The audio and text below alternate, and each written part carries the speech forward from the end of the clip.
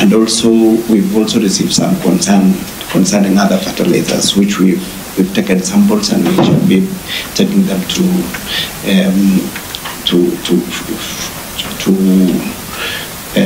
institutions that will assist us with regards to testing. We've met NCBB, we've met KEBS, we've met Ministry of Agriculture, we've interacted with farmers, and it was your turn today.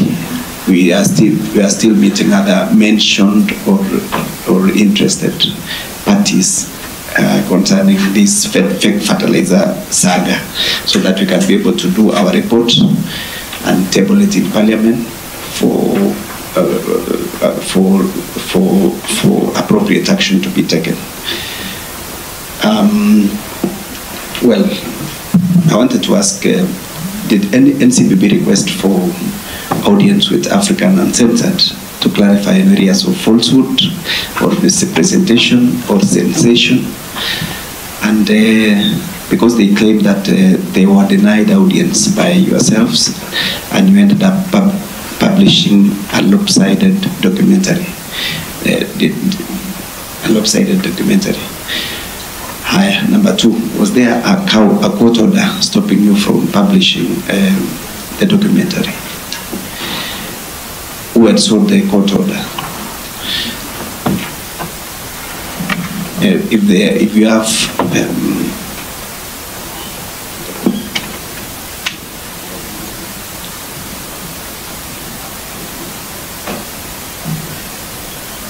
okay, we also require from you, if you interacted with KEBS, if you interacted with NCBP, if you wrote to them letters requesting for the audience, you furnish us with the same, so that copies of the same for our record and subsequently for our reporting.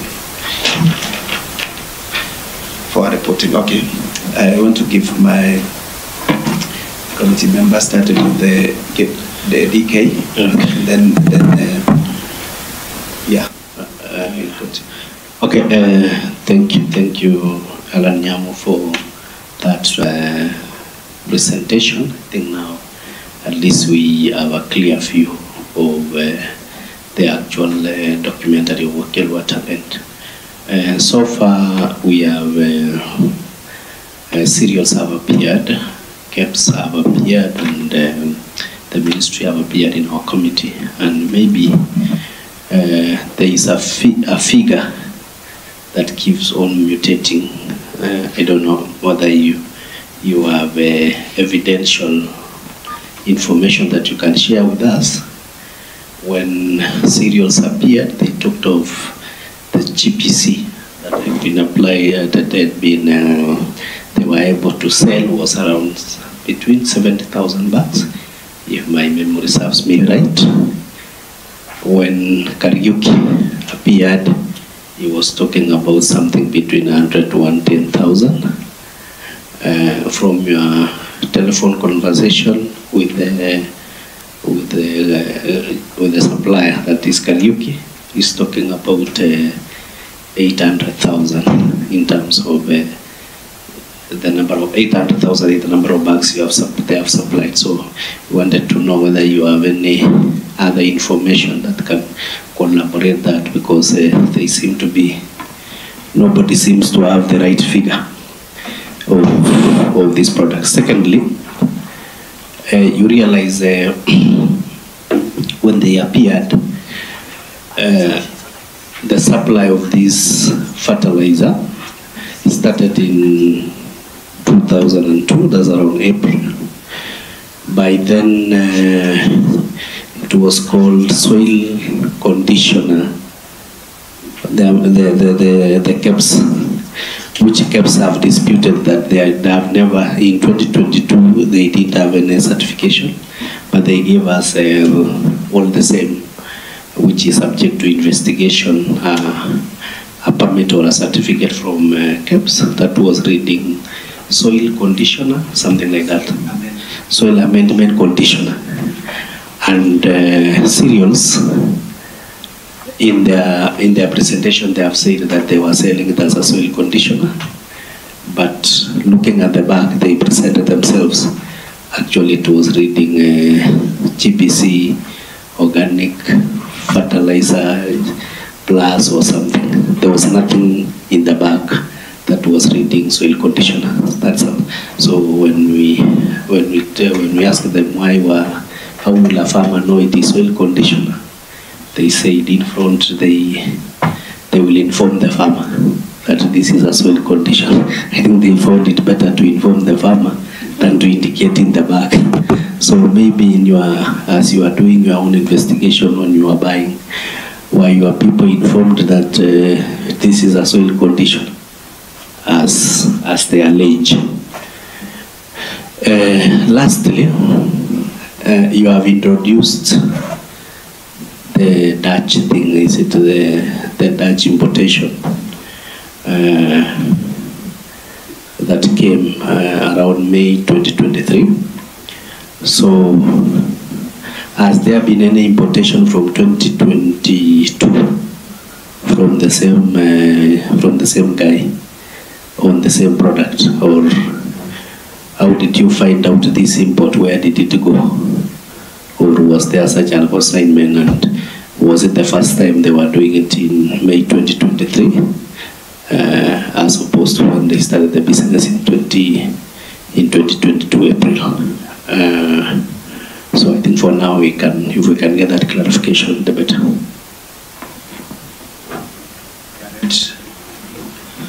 I thank you very much, Chair. I think Africans censured very much for this that they have done. The media, as always, shine bright light in our dark corners, and this is one of those. So we thank you.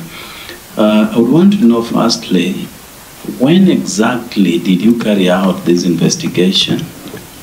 Because as you would be aware, the fertilizer subsidy began with the last regime, and you have ably put the former president talking about 5 billion that was to be expended to farmers to cushion them against the skyrocketing prices of fertilizer at the time. So is this an expose that was done during the last regime? And we also understand the complexities involved in investigations, that it found its way again into this new regime? Or is it one that only happened during this cycle of administration? Number two is, I know you're duty bound to protect your sources, whistleblowers, because we understand where we are coming from as a country.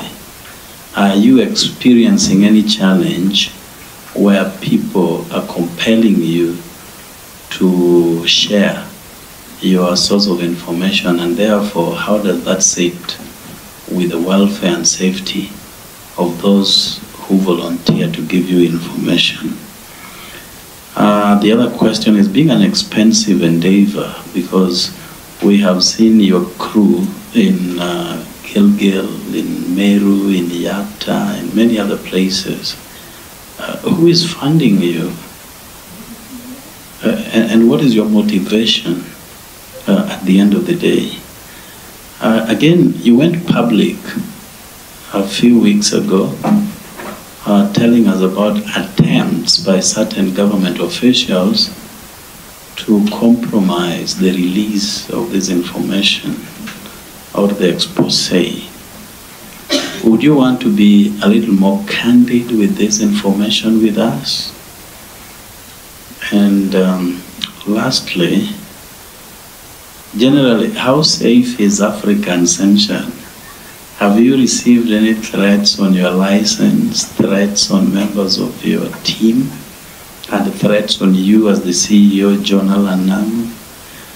And lastly, how do you determine which media house to partner with in letting the public know this? Because we acknowledge there are so many television stations in the country. So what then is your criteria for settling on one media house and leaving out the rest, I think.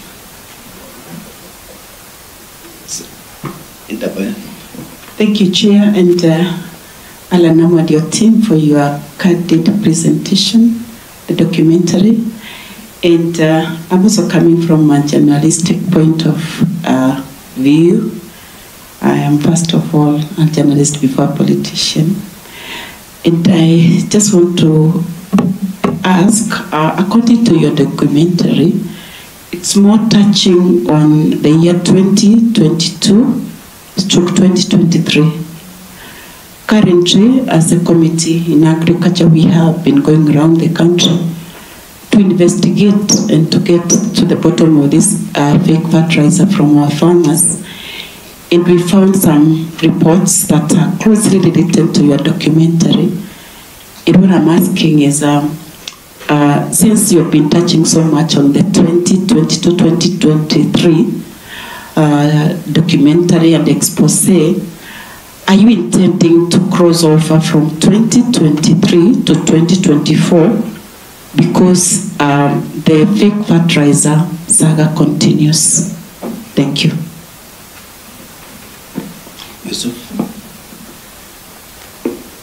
Thank you, Chairman. I want first to start by congratulating this team who, for the first time, or maybe for the first time this term of this government, started exposing serious crimes that is happening within our country. First of all, thank you, and thank you very much for your good work. I have several questions. To start with, in your expose, you have asked, or you intended to answer pertinent questions. How did Kariuki and his team got subsidized fertilizer from the government? Or number two, who was behind it? How much did they get from the government in terms of money? And according to your explanation, you only attempted to answer who was behind it, but the rest remain still unanswered. So after the expose and doing thorough investigation, were you able to get the answers for the questions that were left unanswered? Number two, I want to follow my colleague, Honorable Gerald. You came public that some government officials have forced you or threatened you to drop the expose. Was it in terms of threat, or was it in terms of bribery? Because we need to also get a clear confirmation, and who from the government officials was forcing you in either way to drop the expose. Are you willing to name or give us the information?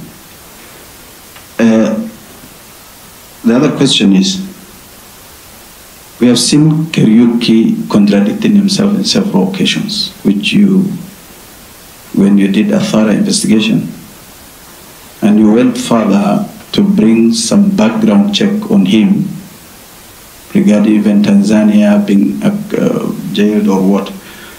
What I want to ask, was there any hint to show how did GBC fertilizer ended up in government NCBB stores? Did he explain how?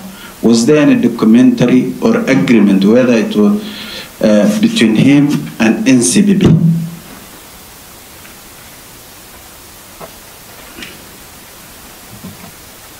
Lastly, you said you have tested the fertilizers. Which laboratory did you use to test the fertilizer? Did you have a proof of all the documents in terms of test results Was the laboratory private or public? Was it licensed laboratory? Can we get all those information?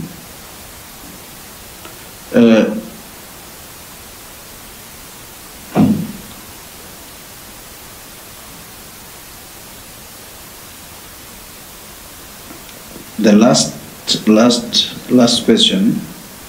You have said some fertilizers from JBC or JCB, I don't know which. JBC, yeah. GBC was rebranded at the point of NCPB. Did you in any way able to tell us which other brand had a similar test or similar quantity of fertilizers after your expose? Thank you very much. Okay, Salasia. And you introduce yourself. Okay, Honorable Peter Salasia, MP Mumias East Constituency, and a member of this committee. First of all, I'll begin by congratulating you for the information that you give to Kenyans. And for sure, we went outside there and we got the products on the ground. But my understanding from your own research, maybe if you can try to explain to us, because this script, it might be a script that was created or a scam.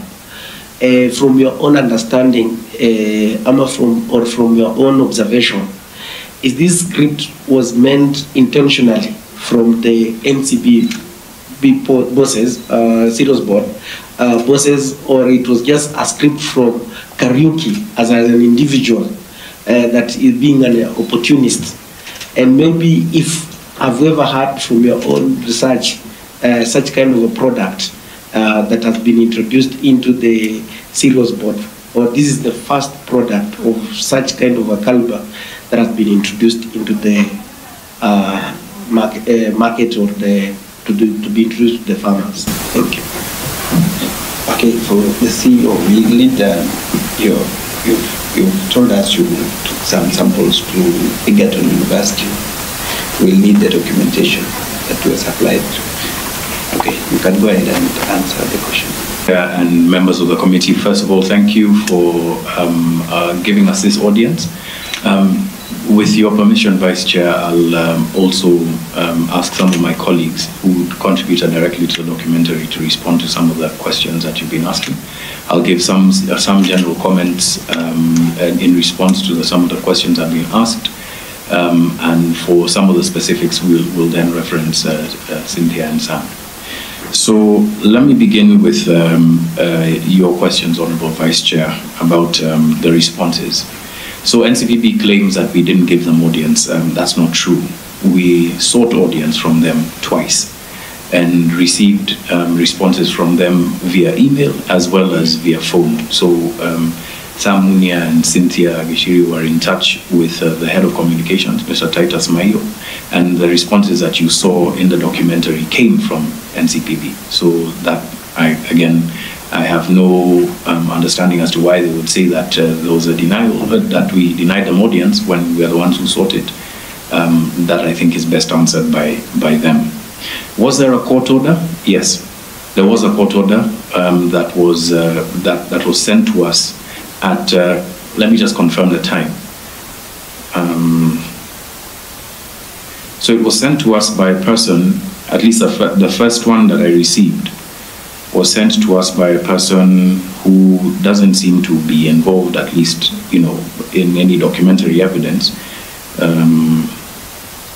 at 2:36 a.m. or 2:16 a.m. on Saturday, 9th of March, which from our understanding and our lawyers' understanding is really a gross misinterpretation of the procedures in service. And so, on the advice of our legal counsel, we went ahead with the documentary, We challenged the injunction, and the injunction has since been set aside as it has been overtaken by events. So that has also been dealt with. Who sought the court order? It was SBL Innovate, Joe Kariuki. On our mission, when we were purchasing these products in Meru, in Eldoret, in Tala, and also in Sagana, we were not, there was no clarification on what we were buying. Neither was, no one told us whether we were buying a soil conditioner or a fertilizer. But I vividly remember in Meru, we spoke at length with the GPC attendant that was working there at the time. And I remember the lady advising me that I could use a fertilizer for planting and also for top dressing. So there was no, from the other NCPB depots, there was no clarification on what you were buying. Perhaps Cynthia, you can also add about Benefit, the Dutch. Okay. We also got to know about the money investments and Benefit BV, the two Dutch companies where Mr. Kariuki alleges to have imported his raw materials from during the interview that my colleague Sam conducted. Unfortunately, he wouldn't give us the copies, so we only took the soft copies. The question was to whether we were able to investigate further on how this import was made. Unfortunately, when I wrote to the Money Investments and Benefit BV, I didn't get a response. So that was part of the challenges that we encountered when filing the story. There were some places where we could not access information beyond what we could get. Okay, so to Mr. Okello's questions, when did we begin investigating this? We got our first tip-off in September of 2022. Someone, confidential source, reached out to me. And we began our investigations in November of 2022. And on diverse dates between November 2022 and January 2024, we conducted the rest of the investigation. In terms of sharing sources of information, no, there hasn't been any pressure for us to share our sources. I think my statement was that there were people who were trying to ask us to not to run the documentary. At this stage, I'd like to ask a question to the committee. This information that I'm about to, that I'm willing to give it, but I'm wondering about the rules around privilege, whether I'm covered by parliamentary privilege in naming these names. I do have proof and I do have evidence, but I just want to be clear about that. We are done, and with other questions, we could ask the media to leave so that in their absence off camera we can get whatever he has, because some of them could be classified up to this point. Okay, Chair, I second Honorable General Okello. Let them first answer the rest of the question, and we send the media out and we listen to John Namu and his team in private so that we don't jeopardize their life. Okay, fine. Thank you very much for listening to my request, and we shall share those answers immediately after this. The criteria for choosing media houses, this is really based on the media houses' footprint, their audience, and as well as whether we're able to reach an agreement on their editorializing of our content. We offered this documentary to NTV for free. There was no exchange of monies under an MOU that we had signed with NTV previously for the sharing of content that we produce with Africa Uncensored. In terms of the funding of Africa Uncensored, that's, it's public knowledge, and on our website we receive a range of different kinds of funding, both commercial and grant income. Some of our grantees include Swedish sub-granting agencies who fund the CSO and media sector. We have received some grants from Ford Foundation and the like. All of our funding information is on our website, so I'd encourage any members who have more curiosity about that to look into that. All of our funding sources are open. We are audited every year, and we pay our taxes like good Kenyans to the Kenya Revenue Authority. But we are registered as a limited company. To the Member of Parliament from Embu, are we going to investigate? Yes, in a word, yes. This is something that we're looking into. There are certain things that we've been able to establish, including the operations of the said company outside of Kenya, in other African countries. To Mr. Yusuf, how much did they get from government? Again, this is a bit of an open question. Now, if you notice that the difficulty with being able to establish whether this was indeed covered under the subsidy program began with us looking through the government's procurement portal, seeking information from the NCPB, seeking information from the Ministry of Agriculture, and with NCPB, they flatly, didn't give us any of the contracts that they had signed with GPC ADIL. I believe I saw Joe Kariuki being interviewed by this committee at a later stage, and he spoke about the relationship between Africa Diatomite and GPC. So that's been very, very difficult to be able to establish. What we were able to see and witness is that some of the farmers that we interviewed got messages to go and pick up subsidized fertilizer through the mezzanine portal that's used to send out communications around subsidized fertilizer. When they got to the depots, they weren't being given options on which fertilizer that they could pick. They were being directed to pick GPC. In terms of threats or bribery, I think I'll respond to that after this session. And in terms of Joe Kariuki's explanation of what the relationship is between him and NCPB, he insists that it is an agency agreement where NCPB allows him to sell his products through their various platforms across the country. Again, this was, that's his word against what the press briefings were in April of 2022. In terms of tests on fertilizer, this again is something that I think would be better answered in private, but I'll explain why. Yes, the company is legally registered in Kenya. It is registered to conduct the kinds of tests that we asked it to. It has a very, very good track record, both with farmers in public and private practice. But because they are a private entity, they did not want to be named in the documentary, I think because of the concerns that they had around clientele. So with your permission, I think I'd also be willing to name them privately. And yes, obviously those there were the tests that were conducted at Egerton University. That is part of the documentary, and Egerton's reputation in terms of its laboratory, I think, is also well known. On the rebranding of GPC SBL, I'll ask Sam and Cynthia to comment. In the course of our investigation, we realized that the product was repackaged. There was a difference in the branding of the bags. As you can see, what you are able to find that coincides with what was on the secret filming, we're only able to find it in Meru. And but now the new packaging actually, I think, began somewhere in early 2023. So it's just that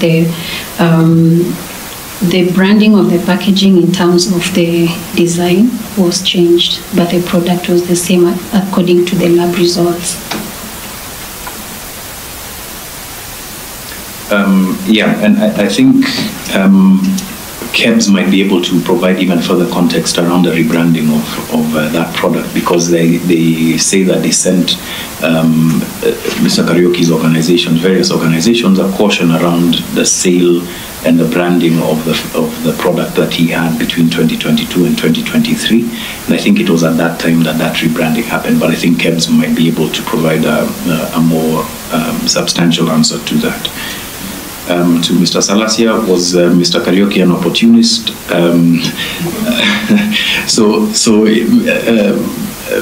Honorable Salasia, I think you're asking me to wade into matters of opinion. My opinions of him are really my opinions of him, and I think what we can speak to is in terms of the facts that we're able to uncover. What that spoke to factually was opportunism. Opportunism in the shape of being able to take advantage of farmers who are looking for cheap inputs to be able to support their soil health during the planting season. Opportunism in the shape of actually not going through the process of legitimately creating fertilizer. And opportunism in the shape of using cheap inputs, things that aren't passable as fertilizer, but being able to sell them off using, perhaps exploiting gaps in Kenya's procurement system, and that I think would be the way I'd describe Joe Kariuki's opportunism. As you saw, we also looked into his past, and there's very rich ground for further investigation. I think I'll leave it at that. Chair, from the expose you can see that there was several interviews between African Censured and Mr. Kariuki. He later on walked back by going to court to apply a freeze on exposing the whole thing. Could you, as Africa Censured, might have shared with him the main reason why you were interviewing him? Because I cannot be open to an interview and later rush to court to prevent you from airing my own version of the story.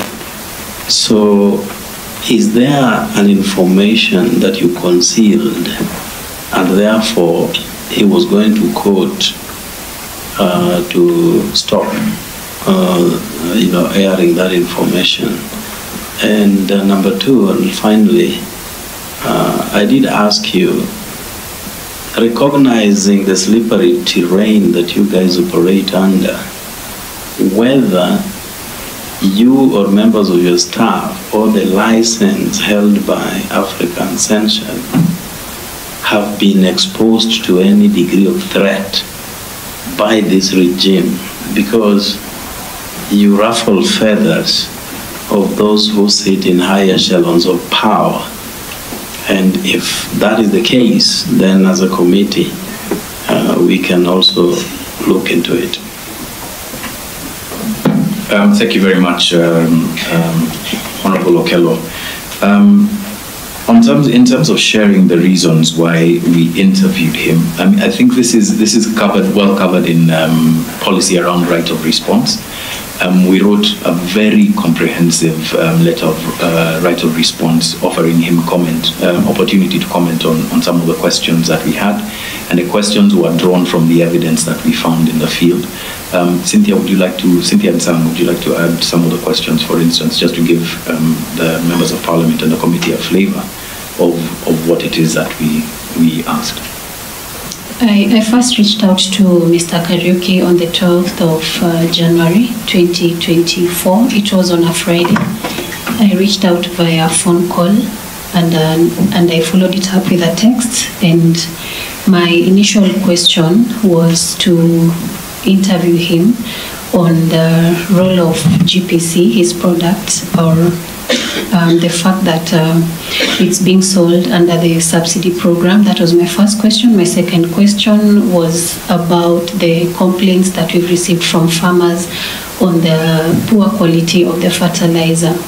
I followed it up with an email a few days later that should be on the 18th of January, after he reached out back to us on phone and also via an email from his lawyer. By then, he was being represented by a different lawyer. So we accorded him a video interview on the 19th of January, which was conducted by my colleagues Sam and Linturi, who is not here, and Elijah Kani. We also did another right of response just when we were about to publish the story, where we gave him an opportunity now to respond also on what you were able to capture on a secret filming. And that was done towards the end of February or early March. But we do have the emails. We're going to provide that. Oh, actually, oh, sorry, go ahead. I was saying in the second right of response, we told him what exactly we had found out from our investigation. That's the time he rushed to court. And all of the documentation that you've requested will be availed to you, hopefully through the clerk. As we understood this invitation, we thought we were being invited purely for the screening, so we hadn't prepared hard copies for you. But all of that will be provided through the clerk of this committee. To the second question, whether members of staff have been exposed to any degree of threat by this regime, to me specifically, nobody officially in their official capacity have exposed me to any level of threat. Perhaps what you've seen and that played out in the public were the kinds of defamatory comments and remarks that were being made by the Honorable Cabinet Secretary for Agriculture, calling us crooks, and saying that, you know, that we should be dealt with like highway robbers. So in as much, I don't want to read too much into the meaning of what he, you know, I don't want to read too much into what he meant when he said that we should be dealt with like highway robbers, but I think it's generally understood how highway robbers should be dealt with. I think beyond that, there haven't been any direct threats or derogatory comments that have been made to us directly, save for others that have also been made by, I believe it was the senator for Nakuru County, who's also been very outspoken on this issue. And I think in our subsequent discussion after the members of the press leave, then I can give you further context on that. Chair, we know how highway robbers are dealt with. I mean, we live in this country, and coming from a person who is not ordinary, you know, a cabinet secretary anywhere in the world, you know, sits at a very high and vantage position. My question is, having heard this, have you recorded any statement with the police so that whatever then will happen to you, there's a thread upon which we can follow? Or you just ignored it and said, you know, these are politicians, they just talk, and it is just empty talk? That's just as true, though. Yes, true. Honorable Okello, we chose on the advice of you know, a number of people who advised us not to pursue this with the police or in court. We felt that that would be a distraction from what the real issue is here, which is the provenance and the validity of fertilizer. And our job really was to really place in front of the public the plight of farmers who were exposed to this and the possible threats to Kenya's food security. So in so doing, we felt that that comment that was made should be taken as one that's made politically, although we do reserve the right at any later stage to then pursue this with the police and relevant authorities. But at this stage, we'd like to treat this as somewhat of a distraction and hopefully play our part in keeping members of the public focused on